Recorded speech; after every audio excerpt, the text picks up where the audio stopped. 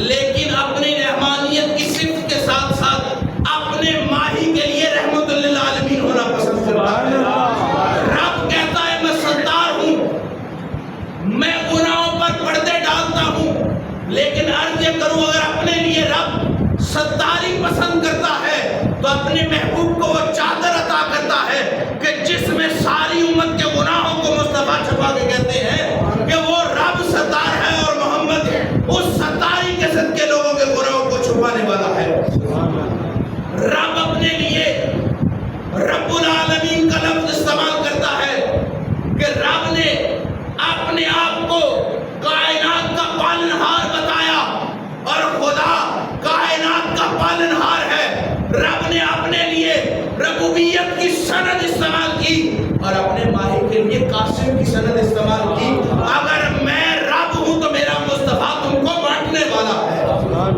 عزیز من، جو شخص کسی کا دوست ہو اس کے لیے وہی پسند کرتا ہے۔ رب خود نور ہے۔ حضرت عباس فرماتے ہیں کہ مصطفیٰ کریم سے پوچھا گیا کہ آپ کب سے نبی ہے اور کب سے ماضی وجود میں ہے، تو مصطفیٰ کریم فرماتے ہیں کہ رب کا نور زمانے میں روشن تھا، تنے تنہا تھا، کنتو کنزن رازن مخفیت کے اصول پر زندگی گزار رہا تھا۔ عزیز من، اب رب نے یہ آرزو کی کہ میں بھی جانا چاہوں، میں بھی پہچانا چاہوں، پر رب نے حضرت عباس فرماتے ہیں کہ مصطفیٰ کریم فرماتے ہیں رب نے اپنے نور سے ایک نور تخلیق کیا، سبحان اللہ، جس نور نے کائنات کے ہر ذرے ذرے کی طرف رجوع کیا اور رب تعالیٰ کی ذات کا 70 سال تک طواف کرتے رہے۔ اور یہ 70 سال وہ 70 سال نہیں ہے جو آج کے 70 سال ہے، یہ 70 سال وہ 70 سال ہے جن کے مطابقت میں آپ سب نے سن رکھا ہے کہ کل آج کا 10,000 سال جتنا دن قیامت کے ایک دن کے عوض ہے۔ عزیز من، تمہید زیادہ لمبی نہیں کرنا چاہتا، لیکن عرض کروں کہ مصطفیٰ کریم نے کہا کہ جب اس نور سے اس نور کو جدا کیا، اب رب نے کہا کہ اس نور سے اس نور کو جدا کر دیا ہے تو کائنات میں روشنیاں بکھیرنے کے لیے انبیاء کی ترسیل ضروری ہے، اولاد آدم بنانے کے لیے اولاد آدم کی ضرورت ہے۔ مصطفیٰ کریم فرماتے ہیں رب نے اس نور کو 2 حصوں میں تقسیم کر، 3 حصوں میں تقسیم کر۔ پہلا حصہ رب نے اس نور سے جناب تمام انبیاء کے پشتوں پر سوار کر دیا، آپ کے جناب پاک ارواحوں کے طرف مبذول کر دیا۔ دوسرا اس نور کا حصہ کائنات کے زمین و آسمان کو عطا کر دیا گیا، اور تیسرا اس نور کا حصہ عزیز من کائنات کے ہر بنی نو کے آنکھ میں رکھ دیا گیا، ہر بنی نو کی روح میں رکھ دیا گیا۔ یعنی کائنات اگر نور الہی سے موجزن ہے تو نور الہی سے جو ٹکڑے مصطفیٰ کے نور کے ہوئے، اس نور کے تمثل سے رب نے پوری کائنات کو روشن کر دیا۔ عزیز من، اب مصطفیٰ کریم سے پوچھا گیا کہ آپ کب نبی تھے؟ آپ نے فرمایا جب ابھی آدم مٹی اور گارے میں تھا میں تب بھی نبی تھا۔ فرمایا اس کائنات میں اصحاب الیمین کر کے مختلف ایسے خاندان بنائے گئے، ایسے قبیلے بنائے گئے۔ رب نے آدم علیہ السلام کی نسل میں 2 بڑے قبیلے بنائے گئے۔ فرمایا ان میں سے جو خیر والا تھا رب نے اس میں مجھے رکھا۔ جناب ابراہیم کو وہ نور جب عطا ہوا، آج جب بھی کسی نبی کو نبوت ملتی تھی تو اس کی پیشانی میں سرکار دو علیہ وسلم کا نور نمایاں ہوتا ہے۔ عزیز من، پاک مصطفیٰ صلی اللہ علیہ وسلم فرماتے ہیں اور سونا مدنی مٹھن فرماتا ہے، دلوں کا راجہ فرماتا ہے، دلوں کا تاجدار فرماتا ہے کہ مجھے رب نے پاک سلبوں میں سے پاک رحمت عطا کیا۔ میں آدم علیہ السلام سے لے کر جن خاندان اگر 2 بنے، قبیلے اگر 2 بنے، تو رب نے ان پر جب وہ نور آیا ہوا ان کی پشت پر سوار ہوا تو کہا کہ وہ نور حضرت اسماعیل جب پیدا ہوئے تو ان کی پیشانی میں چمکنے لگ گیا. وقت گزرتا گیا، حضرت یعقوب علیہ السلام کی نسل میں بنی اسرائیل کے نبی پیدا ہوتے گئے، بانی پاک مصطفیٰ کی آ گئی تو ادھر سے مصطفیٰ کریم فرماتے ہیں حضرت اسماعیل سے لے کے وہ نور چلتا چلتا میرے والد کی پشت پر آ گیا.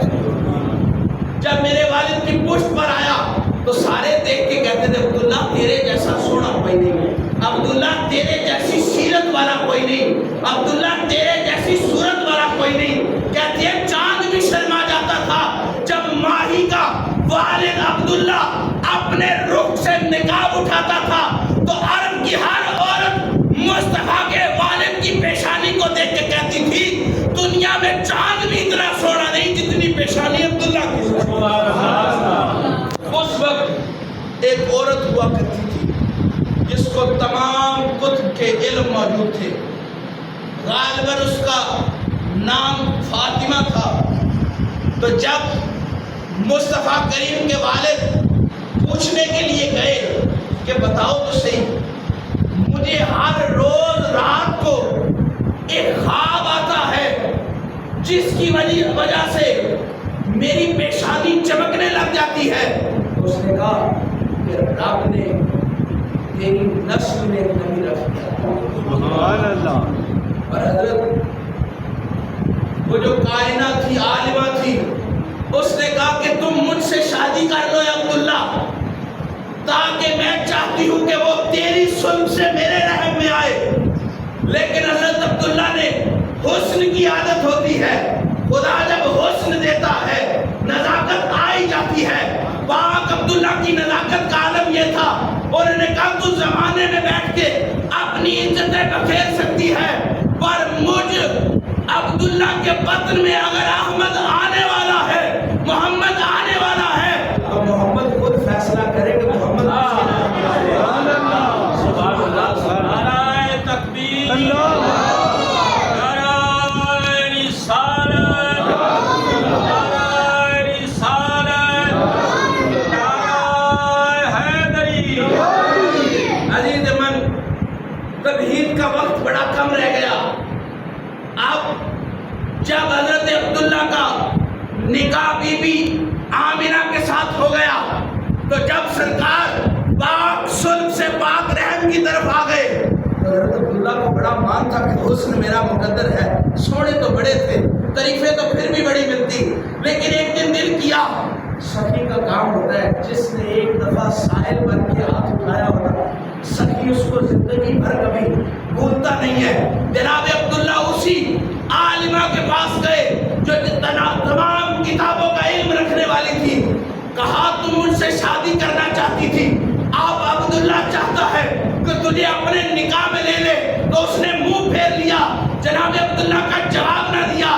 تو عرض کی حضرت عبداللہ بولے کیا معاملہ ہے؟ سب تو میرے پیچھے جھومتی تھی، میرے عشق میں گرفتار ہو گئی تھی، اب مجھ سے منہ پھیر لیا ہے. فرمایا جو نور کبھی تمہاری پیشانی میں چمکتا تھا آج وہ نور آمنہ کی پیشانی میں چمک رہا ہے. جب خوشبو کی عادت ہو، خوشبو جہاں بھی کھیل جائے، ساتھ پاس کوئی بھی بیٹھا ہو، جناب وہ یہ تعین نہیں کرتی کہ خوشبو کس کو ملے، جس کے مقدر میں صفائی ہو، جس کے بدلے صاف ہو، خوشبو اس پر پہنچ جاتی ہے. اب بدلے آمنہ میں تھے، میرا سونا لجپال. آمنہ پاک کہتی ہے جب میں درختوں کے پاس گزرتی تھی نا، درخت ہواؤں سے مجھے سلام کر کے میرے بیٹے پر صلاۃ و سلام بھیجتے تھے. جب میں پتھروں کے پاس سے گزرتی تھی تو پتھر ایسے لگتا تھا جیسے بندے کا دل دھڑک رہا ہے اور ان کی دھڑکنوں میں الصلاۃ والسلام علیک یا سیدی یا رسول اللہ کی صلاؤں کی آواز آ رہی تھی. عزیز من، خوشبو وہ ہوتی ہے، نور وہ ہوتا ہے جس کو اپنے نسلوں کے جانے پر آئے بھی پہچان کے کہیں گے اس میں خوشبوئیں آ رہی ہیں. اب عزیز من، مصطفیٰ کریم جب اس زمانے میں آئے تو ہم نے بھی کہتی ہیں 4 ایسی پاک عورتیں آئی ہیں جنہوں نے کہا، میں نے پوچھا کون ہو؟ ایک نے کہا میں فرعون کی بہن آسیہ ہوں، ایک نے کہا میں جناب عیسیٰ کی ماں مریم ہوں، ایک نے کہا میں حوا ہوں، ایک نے کہا میں ہاجرہ ہوں۔ عرض کی یہ کون ہے؟ کہا یہ پوری آئی ہے۔ کہا تھال میں کیا ہے؟ کہا رب زمانے کو بتانے والا ہے، آپ وہ آ گیا ہے جس کے صدقے میں نے کائنات کو جانا تھا۔ مصطفیٰ کریم فرماتے ہیں جب میں اس دنیا میں آیا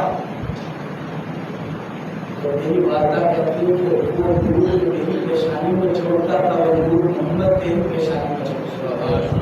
میں عرض یہ کرنا چاہتا ہوں، جو میں نے پچھلے دنوں میں ایک جگہ یہ بانی جو اتحاد کل کا ہوتا ہے وہ اتحاد چیز کا ہوتا ہے۔ ایمان اسلام کا جز ہے، کل نہیں۔ محمد اسلام کا کل ہے، جز نہیں۔ میرے جملے کو سمجھیے گا، جدھر جدھر ذات مصطفیٰ آ جائے وہ ذات کل کی حیثیت رکھتی ہے، جز کی حیثیت نہیں رکھتی۔ ارے اگر داتا علی حجویری کے سینے میں محمد کا عشق آ جائے، کائنات کا ہر فرد سلام کرتا ہے کہ اس کے سینے میں محمد کا نور دہک رہا ہے۔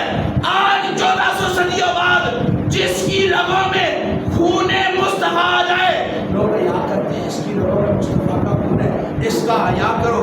مصطفیٰ کریم نے فرمایا اول سے لے کے آخر تک نہ میں کسی پاک ناپاک کی طرف مبذول ہوا ہوں نہ ہو سکتا ہوں۔ یاد رکھے جو پاک سلموں میں سے پاک رحم کی طرف آ کے کائنات میں نور بکھیرے، اگر وہ کائنات کو عزت عطا کر سکتا ہے تو جس کے دل میں آ جائے اس کو بھی نور نور کر دیتا ہے۔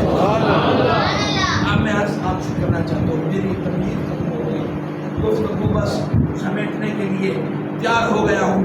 عزیز من، اگر مصطفیٰ کائنات میں آئے تو کائنات عزت والی، مصطفیٰ مکہ میں آئے تو مکہ عزت والا، مصطفیٰ مدینہ میں آئے تو مدینہ عزت والا۔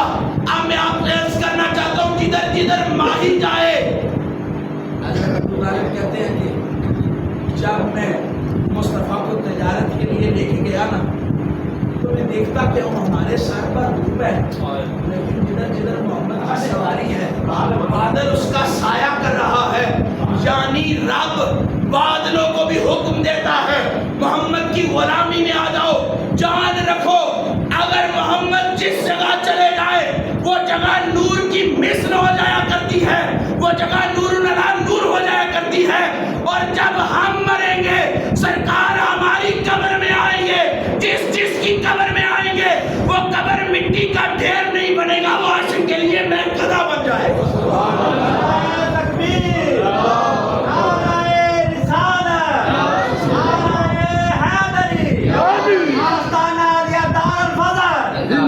سرکار کا ہمارے جیسوں کے لیے دکھیوں دردوں پر یہ درد بن کے اس دنیا میں نازل ہوئے، درد کا مداوا بن کے نازل ہوئے۔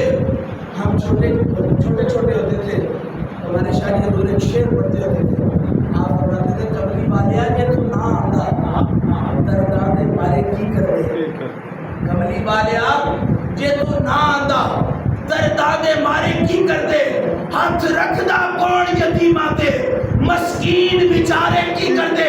عزیز من، اگر یتیم کو آج بھی کائنات میں حفاظت ہے تو یہ مصطفیٰ کے دین کے صدقے ہے۔ اور میں یہ عرض کروں کہ انہیں مصطفیٰ پر مر جائے اس کو مرا ہوا نہ کہو، اور اس کو جیسے نہیں ملاتے ایسے مرنے والے کو نلایا جاتا ہے، جیسا لباس اپنی اولاد کو نہیں پہناتے ایسے اس مرنے والے کو پہنایا جاتا ہے۔ یاد رکھو جو مر کے قبر میں جا رہا ہے وہ مر نہیں رہا، اپنے یار سے ملاقات کو جا رہا ہے۔ موت بس کا ایک بہانہ ہے، موت یار سے ملاقات کا ایک بہانہ ہے، موت دیدار کا ایک بہانہ ہے۔ ڈرے وہ جس کا محمد جیسا سائیں نہ ہو۔ ارے قبر کے سانپ چوہے اور جناب قبر کے ان کیڑوں کا خوف سے ہو جس کا محمد جیسا سچی ماہی نہ ہو۔ میں آپ یہ کرنا چاہتا ہوں، اللہ جب پورے کا پورا موجود ہوگا بات سمجھ بھی نہ انسان پر مرشد کی دستار ہو، دستار سنبھال کے رکھتا ہے، کہیں داغ نہ ہو جائے، کہیں گر نہ جائے، یہ کہیں خراب نہ ہو جائے. پوچھا جاتا ہے ایسا کیوں کرتے ہو؟ کہا ماہی کی نشانی ہے، ماہی کا جناب یہ ماہی کی نشانی ہے. جہاں جاتا ہوں اس نشانی کو پہچان کے لوگ مجھے نہیں دیکھتے، میرے ماہی کو دیکھتے ہیں. عزیز من یہ وجود مصطفیٰ کی غلامی کی ایک نشانی ہے جو رب نے ہمیں عطا کی ہے. جو اس وجود سے ناانصافی کر کے محمد کی غلامی سے دور ہوگا، ارے سانپ اس کا مقدر، جمعے اس کا مقدر، قبر کا عذاب اس کا مقدر، جو ماہی کے عشق میں زندگی گزارے. اسرائیل کہے گا انتظار کر ماہی آ رہا ہے، اسرائیل کہے گا انتظار کر ماہی آ رہا ہے. قبر کا ہر ذرہ ذرہ میں ماہی کے انتظار کا دعویٰ کرے گا، اور جب ماہی آ جائے گا قبر کی تنگی تنگی نہیں رہے گی. عاشق قدموں سے پوچھا جائے گا ماں کنتا تقل فی حق هذا الرجل. اس میں صورت حال کے بارے میں کہا جاتا ہے عاشق قدموں میں ڈوب کے کہے گا یہ وہی ہے جس کے سب کے دلوں کو درد ملی، یہ وہی ہے جس کے سب کے آنکھوں میں نور ملا، یہ وہی ہے جس کے سب کے دل کو سرور ملا. جان لو وہ مرے جس کا محمد جیسا مائی نہیں. ہم تو یار کے بس ہی گزار رہے ہیں. اللہ سے دعا ہے ہماری موت کو رب کہتا ہے کہ تمہیں مر کے ہم کو رسوا، تمہیں گھر کے کیوں نہ درجہ، میں کہیں مزار ہوگا، میں کہیں جنازہ ہوگا. وہ کہتا ہے مار کے رسوا ہونے کی کیا ضرورت ہے، کہیں گھر ہو جاتے. لیکن جو محمد کا غلام ہو، وہ کہتے ہیں محمد کے غلاموں کا کفن پہنا نہیں ہوتا. عزیز من جو محمد کی غلامی میں زندگی گزار لے وہ اس کے لیے دیدار کا ٹھکانا ہے. اللہ سے دعا ہے کہ جب ہمارا وقت رضا آئے تو ہمارے گھروں پر کلمہ طیبہ جاری ہو، اور جب قبر میں پہنچے تو سرکار کی زیارت کر کے اس جہان میں بھی کامیاب ہو جائے، اس جہان میں بھی.